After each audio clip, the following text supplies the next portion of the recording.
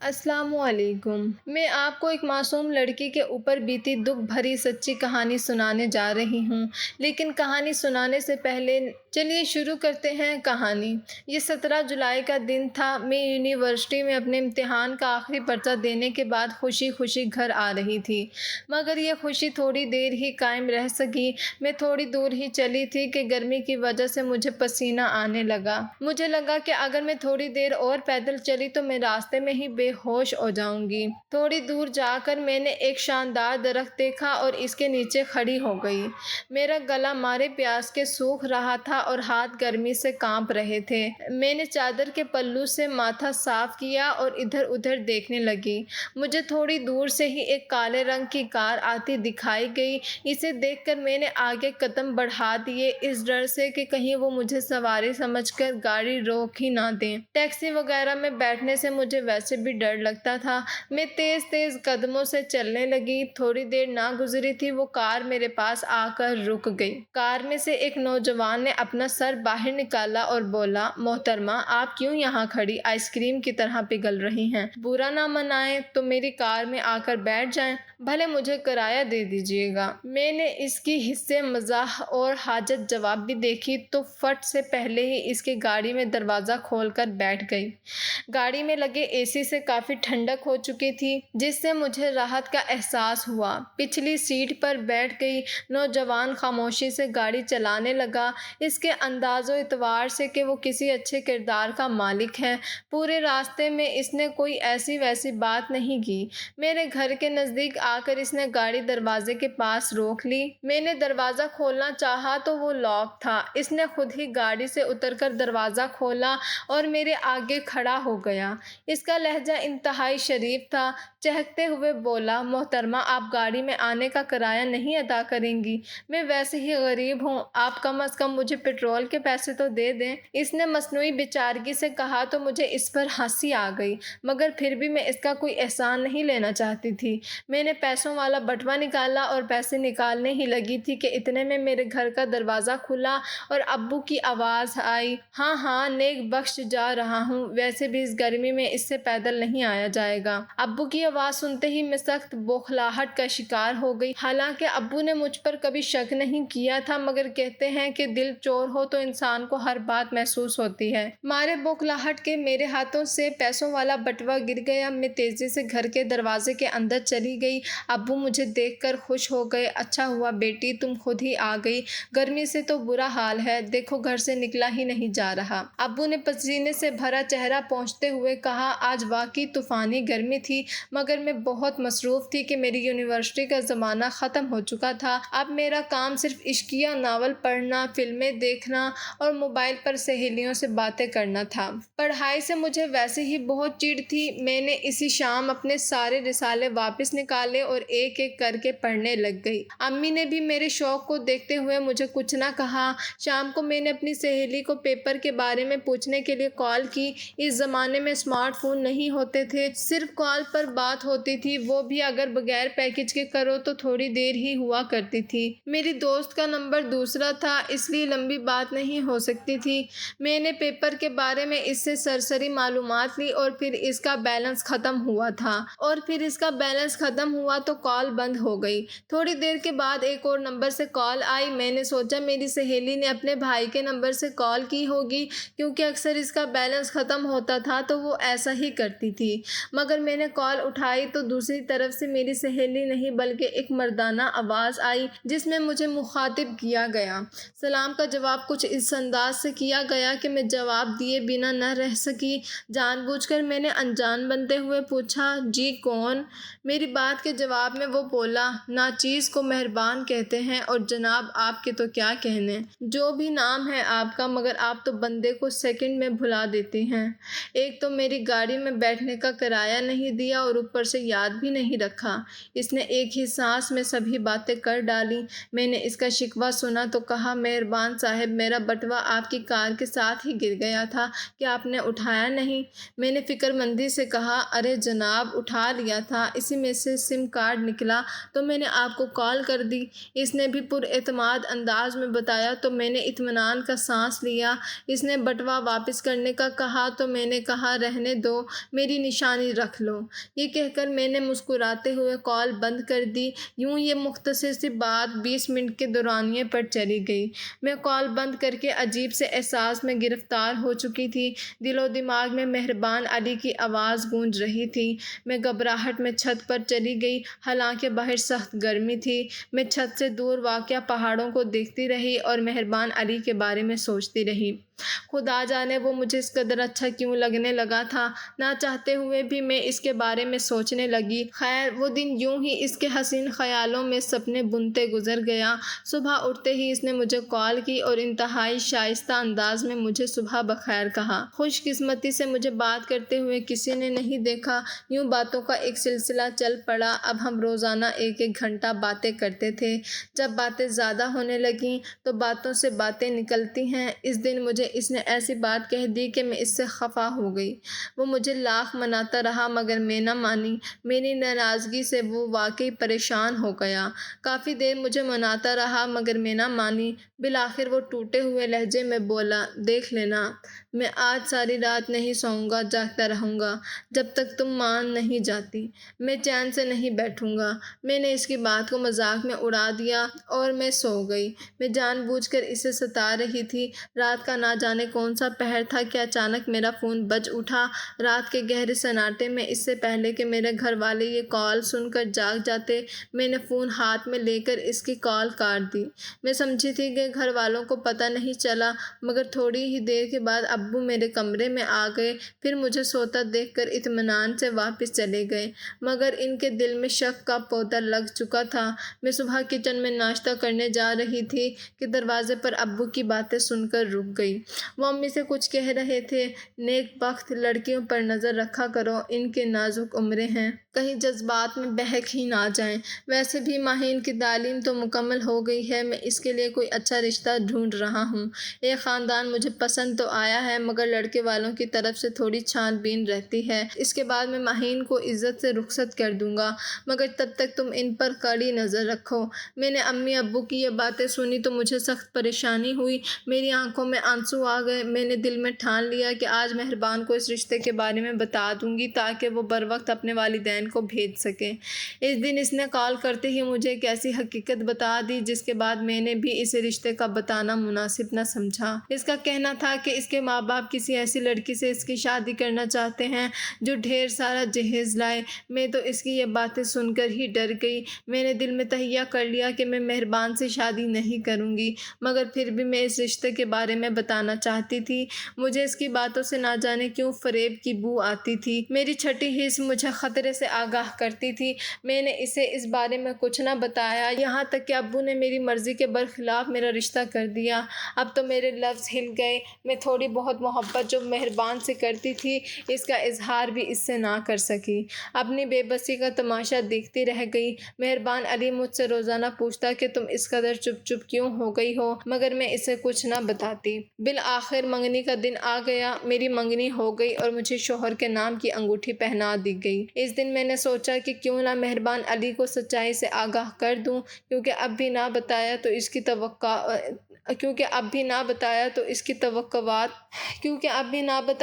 توقعات مجھ سے بڑھ جائیں گی۔ ویسے بھی وہ ملنے کا تقاضا کرنے لگا تھا۔ اس دن میں نے مہربان کو صاف صاف بتا دیا کہ میں کسی اور سے منسوب ہو چکی ہوں۔ میری بات سنتے ہی وہ پھٹ پڑا۔ توکل کے برخلاف اس نے مجھے گالی گلوچ سے نوازا۔ اس نے برا بھلا کہا اور پھر غصے سے فون بند کر دیا۔ مہربان کا یہ رویہ دیکھ کر میں حیران رہ گئی۔ بے عزتی تو کیا، اس نے ان 6 مہینوں میں کبھی مجھ سے اونچی آواز میں بات تک نہیں کی تھی۔ مجھے بھی اس سے نفرت محسوس ہوئی تھی۔ خیر، میں نے بھی اس سے مزید بات کرنا مناسب نہیں سمجھا۔ ویسے بھی میں نے جو کہنا تھا کہہ دیا۔ منگنی کے 15 دن کے بعد ہی میری شادی کی تاریخ ٹھہر گئی۔ اگلے مہینے میری شادی تھی اور میں نہیں چاہتی تھی کہ میں مہربان سے کسی طرح بھی رابطے میں رہوں۔ میں نے سوچا میں اپنی یہ سمت توڑ دوں گی اور اپنی نئی زندگی میں ماضی کا کوئی عکس نہیں پڑنے دوں گی۔ سمت توڑتے ہوئے مجھے کچھ یاد آیا۔ میں نے اپنی ڈاکیومنٹس والی فائل کھولی۔ میری پریشانی پسینے سے ارق آلود ہو گئی۔ جس سم کارڈ کا ذکر مہربان نے کیا تھا وہ تو میرے ڈاکیومنٹس میں پڑی ہوئی تھی۔ سم کارڈ میرے پاس ایک ہی تھا جس پر میرا نمبر لکھا ہوا تھا۔ اگر سم کارڈ سے مہربان نے میرا نمبر نہیں لیا تھا تو پھر اس کے پاس میرا نمبر کہاں سے آیا؟ یہ سوچ کر میرے دل میں عجیب سے ہول اٹھنے لگے۔ اگر اسے میرا ایک نمبر مل سکتا ہے تو پھر باقی نمبر تک پہنچنے کے لیے کون سی مشکل بات ہے؟ یقیناً میرا کوئی قریبی عزیز ہی تھا جس کے پاس میرا نمبر تھا اور مہربان علی کی بھی جان پہچان تھی۔ اس بارے میں سوچ کر بہت پریشان ہوئی، یہاں تک کہ یہ الجھن بڑھتے بڑھتے بہت بڑھ گئی، میرے چڑچڑے پن کا سبب بن گئی۔ میری سمجھ میں نہ آتا تھا میں کیا کروں، کسی کام میں دل نہیں لگتا تھا، دماغ میں ایک الجھن تھی۔ میری اس الجھن کو میرے شوہر نے بھی محسوس کر لیا۔ ہمارے بیچ اندیکھی دوری آنے لگی جس کے احساس سے ہی میں ڈرنے لگی۔ میں نہیں چاہتی تھی میری ازدواج زندگی میں کسی بھی قسم کی پریشانیاں ہوں۔ شادی کے بعد میں انہیں پریشان نہیں کرنا چاہتی تھی۔ میں نے امی سے اجازت لی اور اس رشتے کو ٹھیک کرنے کی خاطر دانیال کے ساتھ شادی کی۔ شاپنگ کرنے چلی گئی۔ ہم دونوں اپنی گاڑی میں گئے تھے۔ ٹریفک کے سگنل پر جب گاڑی رکی تو میں نے گھٹن کے مارے گاڑی کے شیشے کھول دیے اور باہر کی طرف دیکھنے لگی۔ میری نظر سامنے گاڑی پر پڑی جہاں سے دو جھانکتی آنکھیں میری طرف متوجہ پا کر میں چونک گئی۔ وہ آنکھیں کسی اور کی نہیں مہربان علی کی تھی جو مجھے غور سے دیکھ رہا تھا۔ اس کی نظروں میں غصہ، نفرت اور نہ جانے کون کون سے احساسات تھے۔ مجھے دیکھ کر اس نے غصے سے اسٹیئرنگ پر ہاتھ مارا اور پھر غور سے میرے شوہر کو دیکھنے لگا۔ میں دل ہی دل میں ڈر رہی تھی کہ وہ دانیال کو ہی نہ جانتا ہو۔ تھوڑی دیر کے بعد اشارہ کھلا تو دانیال نے گاڑی آگے بڑھا دی۔ انہوں نے گاڑی دکانوں کے ایک پلازے کے آگے روکی جہاں سے شادی کے کپڑے دستیاب ہوتے تھے۔ میں گاڑی کے شیشے میں دیکھ رہی تھی مہربان کی گاڑی مسلسل ہمارا پیچھا کر رہی تھی۔ میرے دل میں عجیب سی گھبراہٹ تھی۔ خیر میں نے گاڑی سے اتر کر ادھر ادھر دیکھا تو اب مہربان کہیں نظر نہیں آیا، البتہ اس کی گاڑی وہیں کھڑی تھی۔ میں اور میرے شوہر پلازے میں داخل ہو گئے۔ ہم نے شادی کے کافی سارے جوڑے دیکھے، کچھ کپڑے میں نے ٹرائی کیے اور پھر ایک نارنجی رنگ کا لباس مجھے پسند آ گیا اور اسی لباس کے ساتھ میں نے جیولری بھی لی اور ہم دونوں گھر آ گئے۔ آج میرا دل دانیال کے چہرے پر مسکراہٹ دیکھ کر بے حد خوش تھا۔ میں جانتی تھی ہمارے بیچ موجود غلط فہمیاں ختم ہو چکی تھیں۔ میں جو دانیال سے بات نہ کرتی تھی، خاموشی نے انہیں کسی الجھن میں مبتلا کر دیا تھا، مگر اب سب ٹھیک ہو گیا تھا۔ میں شادی کے دن کا انتظار کرنے لگی۔ میں نے سوچا تھا میں خوب اہتمام سے تیاری کروں گی۔ جس دن میری شادی تھی میری بچپن کی سہیلی نے مجھے انتہائی خوبصورتی سے تیار کیا۔ میں نے خود کو آئینے میں دیکھا تو دیکھتی ہی رہ گئی۔ میں دانیال کی پسند کے عین مطابق تیار ہوئی تھی، مگر نہ جانے کیوں میرے دل میں ایک احساس جرم تھا۔ میں آج مکمل خوش نہیں تھی۔ مہربان جیسا بھی تھا مگر میں نے اس کے ساتھ بہت برا کیا تھا۔ کم از کم مجھے منگنی سے پہلے اسے اپنے رشتے کے بارے میں آگاہ کر دینا چاہیے تھا، یا پھر میں اسے لگاوٹ بھری باتیں نہ کرتی۔ تجسس میں اس کے ساتھ محبت کی لہروں میں بہتی چلی گئی، لیکن آج احساس ہو گیا تھا کہ محبت کی خوشی جلد یا بدیر ملتی ہے۔ اس خوشی کو پانے کے لیے غلط راستوں پر چلنے میں انسان کو بعد میں کتنی شرمندگی ہوتی ہے۔ میرے احساس جرم کو سہیلی کے جملے نے اور ہوا دی تھی۔ دل میں عجیب سی بے چینی تھی، لگتا تھا آج کوئی انہونی ہونے والی ہے۔ اور پھر وہی ہوا جس کا مجھے ڈر تھا، جس کی وجہ سے میرا دل ترتیب انداز میں دھڑک رہا تھا۔ شادی کی تقریب میں جب میں نے مہربان کو دیکھا تو دیکھتی ہی رہ گئی۔ میری تو توقعات اور وہم و گمان میں بھی نہیں تھا کہ مہربان میرے ہی خاندان یا پھر میرے چاہنے والوں میں ہوگا۔ دراصل وہ بڑے بھائی کا دوست تھا۔ بھائی نے اس کے بارے میں ذکر تو کبھی نہیں کیا تھا، مگر آج بھائی کے ساتھ اسے خوش گپوں میں مصروف دیکھا تو سمجھ گئی کہ وہ میرے بھائی ہی کا دوست ہے۔ یہ دیکھ کر مجھے تھوڑا اطمینان ہوا کہ اب مہربان کچھ نہیں کر سکتا، کیونکہ بیچ میں بھائی کی دوستی اس کے قدم روک دے گی۔ وہ مجھے نقصان پہنچانا بھی چاہے گا تو کچھ نہیں کر پائے گا۔ آج میری سمجھ میں آ رہا تھا کہ مہربان نے میرا نمبر کہاں سے لیا تھا۔ بھائی کے فون سے نمبر لینا کوئی مشکل بات نہ تھی۔ مہربان کی آنکھیں تو کچھ اور کہہ رہی تھیں، ان میں انتقام کی وہ آگ تھی جس کی حدت میں ابھی سے محسوس کر رہی تھی۔ میرے ہر لمحے انہیں نے مجھے خوف میں مبتلا کر دیا تھا۔ مجھے لگ رہا تھا کہ شادی میں ہی کوئی ہنگامہ ہو جائے گا، مگر توقعات کے برخلاف میرا نکاح بخیر و عافیت ہو گیا۔ قبول و ایجاب کے 3 لفظ بول کر میں نے خود کو بہت ہلکا پھلکا محسوس کیا۔ مہربان نے کچھ کرنا بھی ہوتا تو میری شادی کے وقت کرتا، تاکہ میری شادی روک کر مجھے محلے بھر میں بدنام کر سکے، مگر اس نے ایسا کچھ بھی نہیں کیا۔ میں دل ہی دل میں اس کے ظرف کو داد دینے لگی۔ اب میں بے حد مطمئن تھی۔ شادی کی رسومات سے فارغ ہو کر مجھے دانیال کے کمرے میں پہنچا دیا گیا۔ میں عروسی لباس میں اس کے آنے کا انتظار کر رہی تھی۔ میرے خیالوں میں دانیال کا ہنستا مسکراتا ہوا چہرہ تھا۔ وہ بھی دوستوں سے جلد ہی جان چھڑا کر کمرے میں آ گیا، جہاں میں آنکھوں میں ہزاروں خواب سجائے دانیال کے منتظر تھی۔ دانیال کمرے میں داخل ہوا ہی تھا کہ اس کے موبائل کی گھنٹی بجنے لگی۔ انہوں نے جیب میں ہاتھ ڈالا اور فون تیزی سے کاٹ دیا۔ وہ میرے پاس آ کر بیٹھ گئے۔ دنیا میں محبت کا خوبصورت ترین اظہار دانیال نے اس رات کیا تھا۔ انہوں نے میری اس قدر تعریف کی کہ میں خود کو ہواؤں میں اڑتا محسوس کرنے لگی۔ ابھی ہم باتیں کر ہی رہے تھے کہ تھوڑی دیر میں دانیال کا موبائل پھر بجنے لگا۔ میں نے ان کے چہرے پر دیکھا جہاں ناگواری کے تاثرات تھے۔ اب مجھے شک ہونے لگا کہ نہ جانے کس کی کال ہے، کہیں دانیال کا شادی سے پہلے کسی سے چکر تو نہیں تھا۔ بالآخر دانیال نے تنگ آ کر کال اٹینڈ ہی کر لی۔ فون سنتے ہی ان کے چہرے کا رنگ بدلنے لگا۔ وہ غصے سے لال پیلے ہو گئے۔ فون کرنے والے کو انہوں نے کچھ نہ کہا اور فٹ سے فون بند کر دیا۔ مجھے گھورتے ہوئے بولے، اپنا دوپٹہ اتارو۔ میں حیرت زدہ سی ان کا منہ دیکھ رہی تھی۔ کیا ہوا ہے دانیال، آپ ایسے کیوں بات کر رہے ہیں؟ آپ ایسے کیوں بات کر رہے ہیں؟ انہوں نے کچھ نہ کہا اور اٹھ کر کھڑے ہو گئے۔ میرے چہرے کو ہاتھوں کے پنجرے میں یوں قید کیا کہ میں درد سے بلبلا اٹھی۔ میری سمجھ میں نہ آیا کہ آخر دانیال کو ہو کیا گیا ہے۔ تھوڑی دیر کے بعد وہ مجھے روند کر غصے سے بلاتے ہوئے کمرے سے نکل گئے۔ میں روتے ہی رہ گئی۔ دانیال کا فون بھی کمرے میں ہی رہ گیا تھا جو ان کے جاتے ہی فوراً بج اٹھا۔ میں نے فون اٹھایا۔ میرے کان میں وہ منحوس آواز پڑی جو میں کافی عرصے سے سننا بند کر چکی تھی۔ یہ مہربان علی کی آواز تھی۔ وہ کہہ رہا تھا، دیکھ لیا تم نے، جو میں نے کہا وہ سچ ہوا، تمہاری بیوی انتہائی بد چلن عورت ہے۔ میں نے یہ سنا تو میری آنکھوں میں آنسو آ گئے۔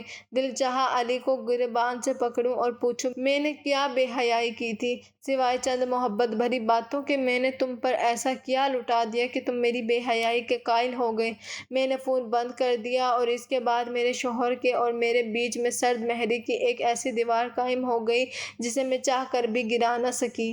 میری محبت بھی میرے شوہر کی سرد مہری کو کم نہ کر سکی۔ میں دن رات روتی رہتی، اللہ سے دعائیں مانگتی، سجدے میں پڑے اپنے گناہوں کی معافی مانگتی، مگر میرے شوہر میری سب باتوں کو ڈرامے بازی کہتے۔ ان کے لہجے میں وہ طنز ہوتا کہ میں بے بسی سے انہیں دیکھتی ہی رہ جاتی تھی۔ بالآخر قدرت کو مجھ پر رحم آ ہی گیا۔ ایک دن دل کا بوجھ ہلکا کرنے کی خاطر میں اپنی کزن سائرہ کے پاس گئی۔ سائرہ یوں تو سیدھی سادی لگتی تھی، مگر وہ میری ہر بات کو غور سے سنتی تھی۔ میں اکثر شکی کہہ کر اس کا مذاق اڑاتی تھی، مگر وہ ہر چیز کو ایک انوکھے پہلو سے دیکھتی تھی جو اکثر میں نظر انداز کرتی تھی۔ اس نے شادی سے لے کر میری ہر بات کو غور سے سنا، پھر اپنی بڑی بڑی آنکھیں چھوٹی کرتے ہوئے بولی، تمہیں پتہ ہے مجھے اس کہانی کا سرا مل گیا ہے۔ چلو اٹھو ابھی چلتے ہیں۔ میں اس سے پوچھتی رہ گئی مگر وہ کچھ نہ بولی۔ وہ مجھے مین روڈ پر لے کر آئی۔ ہم رکشے میں بیٹھ کر اس پلازے میں چلے گئے جہاں سے میں نے اور دانیال نے شادی کی شاپنگ کی تھی۔ سائرہ کے عملے سے ملی، انہیں اس معاملے کی حساسیت سے آگاہ کیا۔ وہ لوگ بھی اپنے گاہکوں کے اعتماد کا خیال رکھتے تھے۔ انہوں نے ہماری منت پر ہمیں اس دن کی CCTV فوٹیج دیکھنے کی اجازت دے دی جو ٹرائی روم کے باہر بنی ہوئی تھی۔ ٹرائی روم کی ویڈیو سے معلوم ہوا کہ میرے ٹرائی روم میں جانے کے بعد مہربان نے اپنے لمبے قد کا فائدہ اٹھاتے ہوئے دروازے کے اوپر سے کمرے کے اندر جھانکا تھا۔ اس کی بری نیت اس کے اس فعل سے پتہ چل رہی تھی کہ وہ میری کوئی کمزوری جاننا چاہ رہا تھا جسے بہانہ بنا کر وہ مجھے بلیک میل کر سکے یا میری زندگی برباد کر سکے۔ میں نے اس وقت خدا کا شکر ادا کیا کہ میں نے اس خبیث شخص کو اپنی کسی اور کمزوری کے بارے میں نہیں بتایا، ورنہ وہ جانے میرا کیا حشر کرتا۔ سائمہ نے عملے سے درخواست کی کہ ہمیں اس ویڈیو کی ایک کاپی دے دی جائے۔ عملے نے تعاون ہوئے ویڈیو کی کاپی ایک USB میں ڈال کر ہمیں دے دی۔ جب یہ سارا معاملہ میرے شوہر کے سامنے لایا گیا، انہیں میری پاکیزگی کا یقین ہوا۔ وہ اپنے رویے پر کافی شرمندہ ہوئے، لیکن میں جانتی تھی اپنی جگہ وہ بھی بے قصور تھے۔ خدا کا شکر ہے انہوں نے کسی جذباتی لمحے میں کوئی ایسا فیصلہ نہیں کیا جس پر ہمیں بعد میں پچھتانا پڑتا۔ آج بھی میں اپنے شوہر کے ضرب کو داد دیتی ہوں کہ جس نے بلا تحقیق مجھ پر ایک الزام تک نہیں لگایا۔ اپنی بہنوں سے یہی کہوں گی کہ موبائل فون کے استعمال میں احتیاط برتیں، اور اگر آپ دکانوں میں موجود ٹرائی روم استعمال بھی کرتی ہیں تو کوشش کریں کہ بجلی بند کر کے استعمال کریں، تاکہ خدا نخواستہ کوئی آپ کو دیکھ نہ لے یا آپ کی ویڈیو نہ بنا لے۔ بعد میں ایسی چیزیں آپ کے لیے مسئلے کا باعث بن سکتی ہیں۔ اللہ سب بہنوں کی عزت محفوظ رکھے، آمین۔ اگر آپ کو ہماری کہانی اچھی لگی ہے تو ہماری ویڈیو کو لائک کریں اور ہمارے چینل کو ضرور سبسکرائب کیجیے، اور ہماری ویڈیو سب سے پہلے دیکھنے کے لیے بیل آئیکن کو ضرور کلک کیجیے، اور ہاں، کمنٹ سیکشن میں اپنی رائے کا اظہار کرنا مت بھولیے گا۔